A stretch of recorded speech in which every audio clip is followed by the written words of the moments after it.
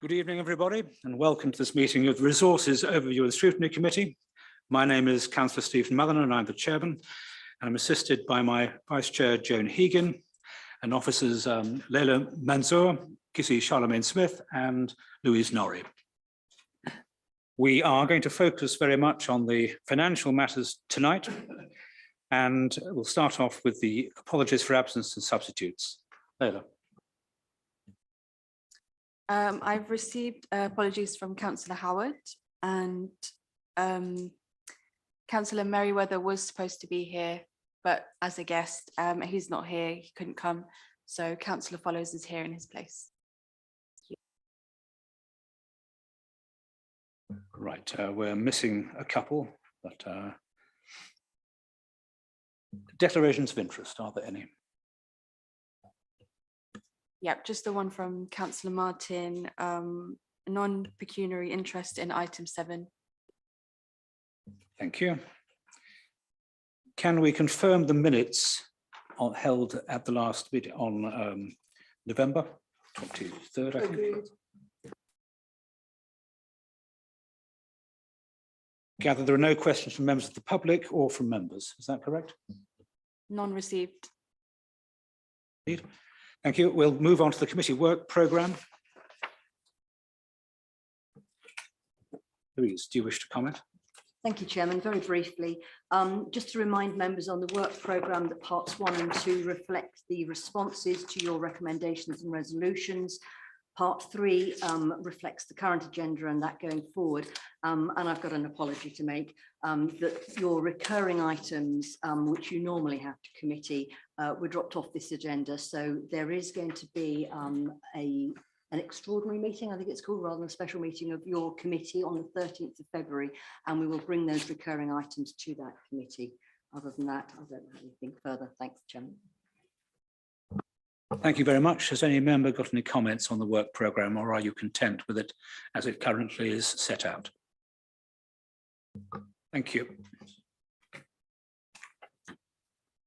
Move on to item 7. Louise Norrie to outline. This is the petition on the Crown Court car park. Chairman, much as I'd love to, I'm going to defer to my colleague Fiona Cameron. Thank you, Chairman. This is just a short report for the committee to note the receipt of the petition in respect of the Save Crown Court car park action group. The petition was presented at council in December, has just over 4,000 signatures on it. In accordance with the council's petition scheme, a petition with that number of signatures would be referred to the Overview and Scrutiny Committee. A petition with over 5,000 signatures would be referred to full council for a debate. As members will remember, at the council meeting, there was actually a debate on the same subject as the pleading in the petition. So in effect, the petition has already received a higher level of debate than it would do normally if it had come through normal channels. So, as I say, this is just to acknowledge the receipt of the petition in accordance with the petition scheme. And since it's already been heard and sort of discharged of at full council, the recommendation is just to note it here. Thank you. Has any member any comments to make? Councillors Martin, then Neil, then Nicholson. Thank you. I'm content to treat it in this manner. Thank you. Thank you. Councillor. I'm just wondering why this committee that was going to be set up is not being set up, or maybe I'm asking really why the Conservative Party doesn't want it to happen. So what is the implications of all that, please? Simple answer. The proposal was made without any notice at all. It's often a good idea, if you want someone to cooperate, to consult them in advance and be able to discuss the matter in a calm way without being pressured with, I think, about 30 seconds notice. And also the idea has to have some positive outcome likely to be associated with it, which in the timescale seemed rather unlikely. So that's why the Conservative group did not wish to take part. I hope that answers your question. does it mean that, the subject's closed in effect because of that? You're keen to contribute? I will merely just be factual as much as possible. With the lapsing of that particular element of the motion that I proposed to full council, I couldn't sit unless all parties were present. The matter effectively falls back to the committee that had standing over it in the first place, which is the Property Investment Advisory Board. A subgroup of the Property Investment Advisory Board will now be convened in order to address the exact things that that committee was going to do. In this case, without the involvement of the opposition, who have decided that they don't want to take part. So that's what's going to happen going forward. Councillor Nicholson, then Councillor Martin. Thank you. Well, I think the current and continued running costs of the boroughs are not acceptable. So it's quite sensible to look for solutions, including public land. In essence, any proposal is going to have to be found to be acceptable by the planning department and also by the Godalming residents, all working within their neighbourhood plan. So I think the executive group recommendations are sensible. The project would be considered by the Godalming Town Project Board to iron out any problems, and then, of course, the Property Investment Board, as mentioned in the paper. Thank you. Thank you. Councillor Martin. Thank you. I would have been happier if the resolution was to scrap the current proposals and then start to talk about new changes rather than try and put something forward which was to find the changes before these proposals were scrapped. But I don't want to continue. We could continue on this for the rest of the evening. So I would suggest we curtail that discussion here and now. Thank you. Thank you for that. Any further comment? Councillor Hegan.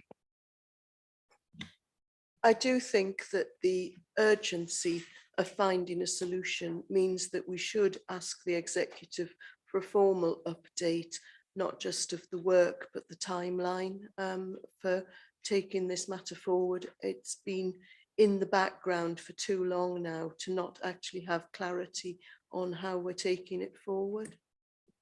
If we could perhaps put that as a formal request. And if I could add to that, that I think what would be very useful and constructive is something I've been asking for approximately 6 months.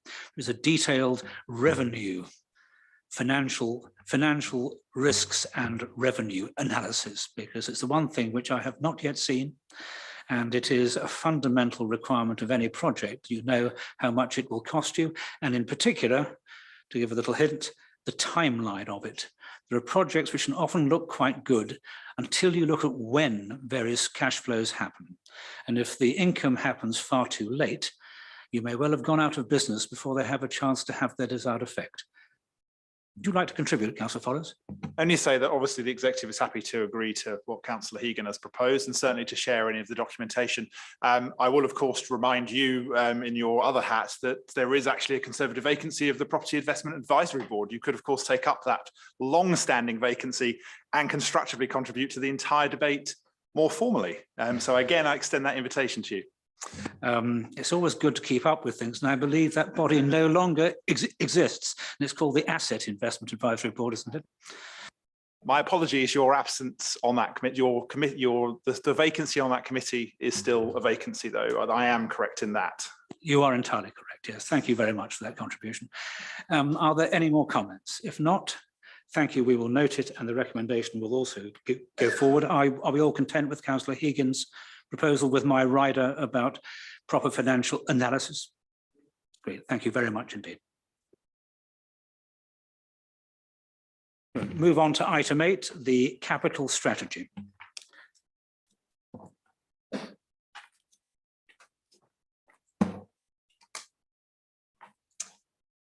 You ready, Chairman? Okay, thank you.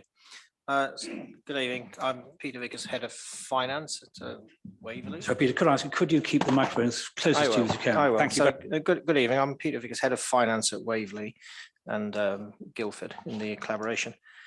So I'll present this strategy to you for scrutiny tonight. The capital strategy in context is an overarching document. It's a corporate document. It covers all capital treasury activities across the whole of the council's activities.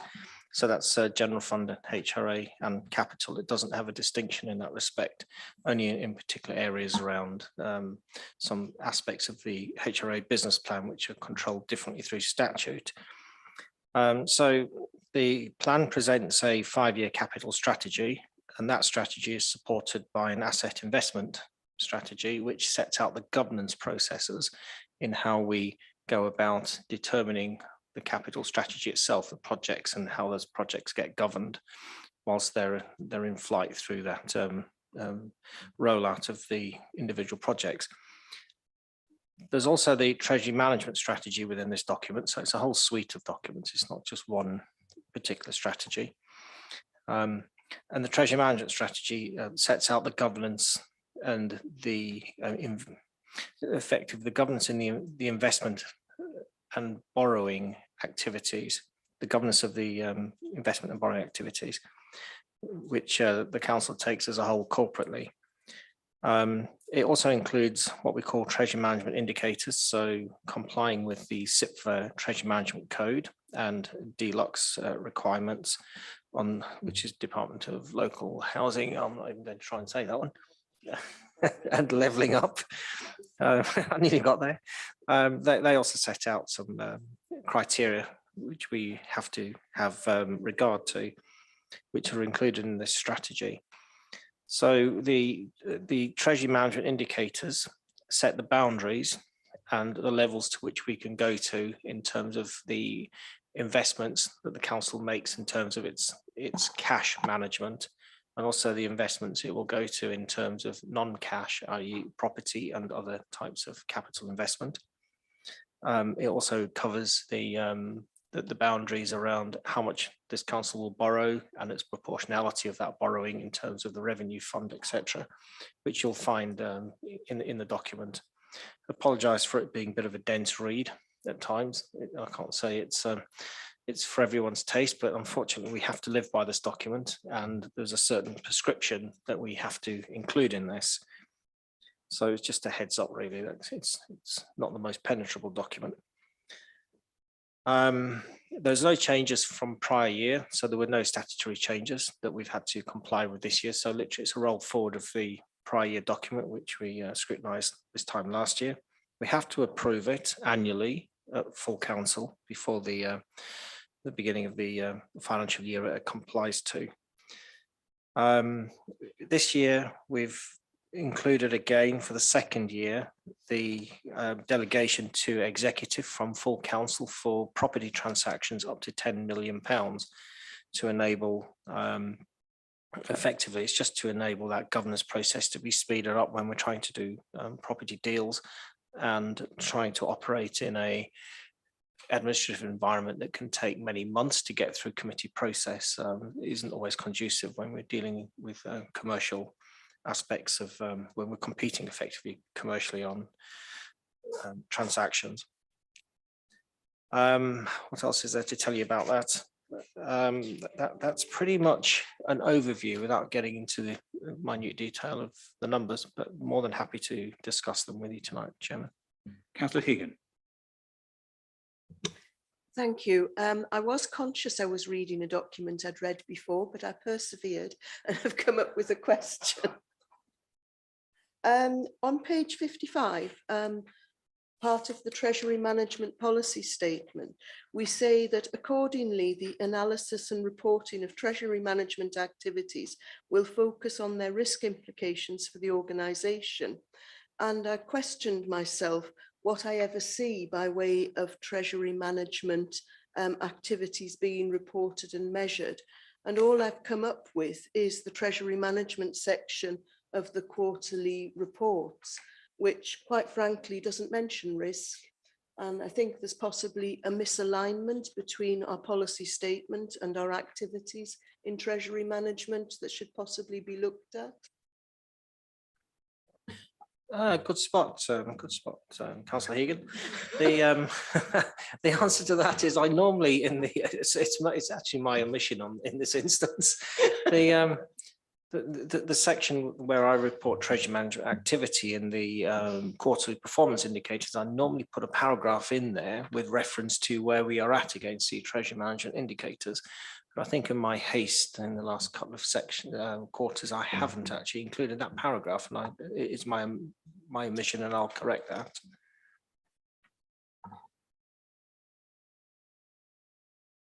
Could I,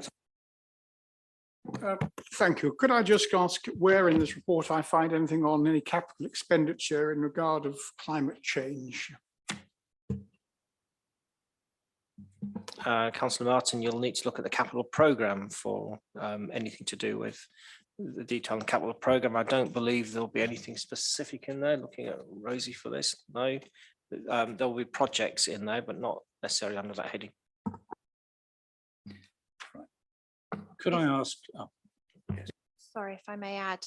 The only thing I would say to members here is when assessing capital projects, there is a carbon aspect to the marking when looking at projects. So although you may not see anything specific in here, there is some priority scoring, which does have a climate change impact column. So that is in page 42 of your papers. You will find the second stage priority scoring with the climate change impact identified there to help us prioritise. Thank you, Chairman. Yes, I did note that, but I couldn't see any expenditure on, for instance, on our housing stock or anything of that sort of research into how we sort out our houses and bring them to a level where climate change is not an issue. Thank you. A few questions. If we could turn to page 42, please, which is the priority scoring. Again, if one looks at this, effectively, the higher the score, the more, if you like, desirable the project. But external funding seems to me to be possibly going in the opposite direction. Is a project stronger, more desirable if it requires 100% external funding or no external funding? That struck me as being slightly counterintuitive, so perhaps you could explain. If I may, Chair, the external funding, so the score 5 is when they already have 90 to 100% external funding, and the score 1 is where there is no external funding available. So the lower score is the less desirable because it requires more input from Waverley Council. Right, I think it would be very useful then if that was, if not just external funding already obtained or available. If that could be done, please. Absolutely, we'll take that away.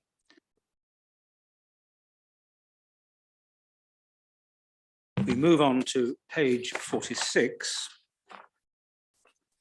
I would say in passing, thinking of recent discussions, on page 43, 4116 seems to be very appropriate. Investment decisions must consider risk and reward.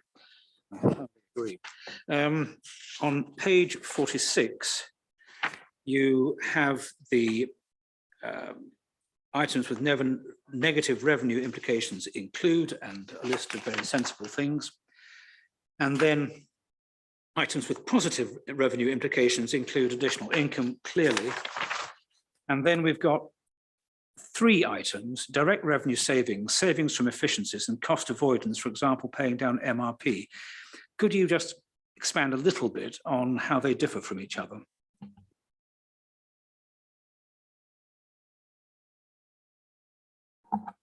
Thanks, Chairman. I'll have a go at that. So direct revenue savings, I think it really speaks for itself in terms of a project that would avoid cost going forward. So it would generate direct savings, i.e. we're not spending money on something within the revenue account. So that could be, for instance, replacement of a administrative process with some IT that does the job, saves a paper chase and all the people having to push paper around systems. Savings from efficiencies.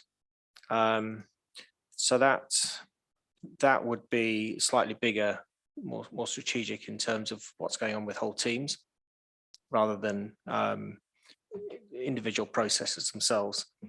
Cost avoidance, for example, paying down MRP. I suppose it's just a long way of saying that's more focusing on capital program than it is on service delivery. Right, thank you. Yes, I imagine they were all simply different variants on the same, but I wanted to make sure I wasn't missing anything subtle.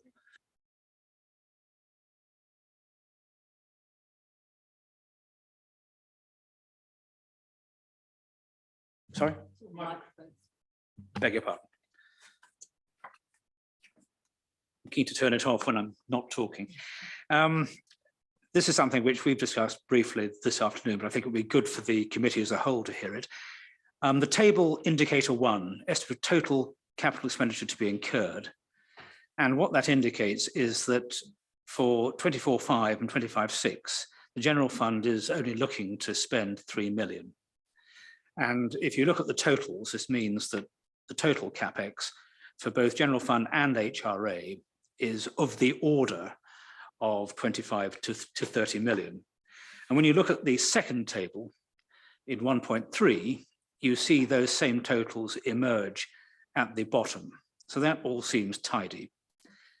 And then when you look at indicator 2, which is the capital financing requirement, that makes perfect sense when you read that in 1.6, the borrowing required, which is basically what because 1.4 tells us that the CFR is the gap between what we intend to spend and what we've already got ready to finance it. And 1.6 makes it clear that that can be funded either by internal borrowing, our existing cash resources, or external borrowing. And that makes sense too. But then when we come down to 1.7, there's another table where the CFR appears to be a totally different number. Because if you look in the table in 1.3 and you add together internal and external borrowing, you see 8.84 for the year that's ending in March, rising to 12.971 for next year, and then 7 million, all external, for both the next 2 years. But if you look at those numbers in the table in 1.7, they're all much larger. And so really what I'm asking is, what is the relationship between the table in 1.7 and the sum of the two lines in the table in 1.3? Because those two lines make perfect sense in terms of the CFR definition, whereas the numbers in the table in 1.7 are larger and frankly don't. So any help you can give would be much appreciated. Chairman, I'll have a go at that. There are a few numbers involved in this. So the CFR, as it stands, is a mixture of a new capital spend, less MRP and other sources of financing that's not borrowing. So, for instance, in 23-24, we start out with a general fund CFR of 15 million. We're adding in the 8.898, which is the indicator 1 spend. And from that, we're deducting use of reserves, use of capital receipts, and estimated use of capital grants, and the minimum revenue provision, which is 215,000, which we find in the revenue account, which then nets it down to, nets the overall position down to just shy of 18 million pounds, literally, which is an increase of 3 million pounds in the CFR from prior year. So there's a whole load of numbers that you don't see sitting behind that on the table, which, you know, taking one from the other, you wouldn't get arithmetically to that position straight away. Don't know about the rest of the committee. I'm afraid, could you try that again slightly more slowly? Where does the MRP fit into this? So, Chairman, what would be better for me to do would be to circulate the summary in a spreadsheet, so people can actually just follow the table through and in their own time and work it through. Then I can talk to anybody that's not really. Yeah. I mean, what I'd like to say in all seriousness is that despite my own background, I have found this a very difficult document to feel that I've mastered. And I would like to encourage two things. One is that that particular aspect would benefit strongly from that approach. I just say, in the interest of simplicity, I would urge that the writing of it is perhaps reviewed, and possibly if you can find some friendly members. It's a bit like if you're a manufacturer in a foreign country and you want to write a set of instructions in one of your target markets, the best thing to do is to get one of the natives of the target market to tell you what you need to say in their language.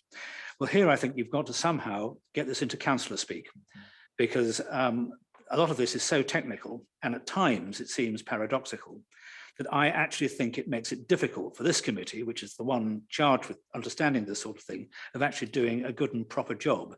And that does seriously worry me.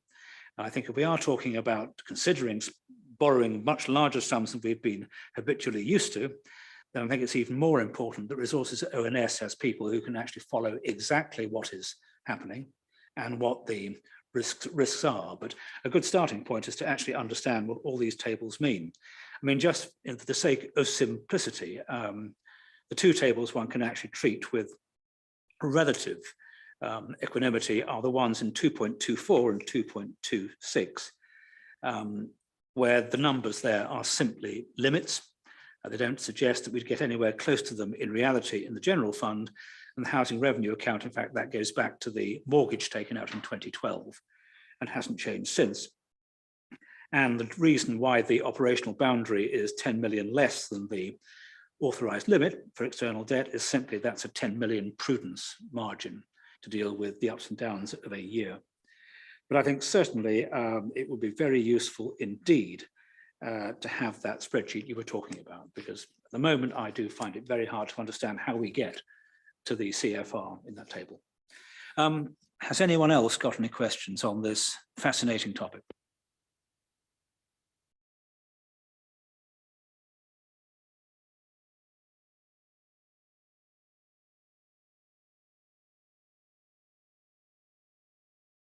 We're going to pause for 30 seconds. Apparently the technical matters, of course,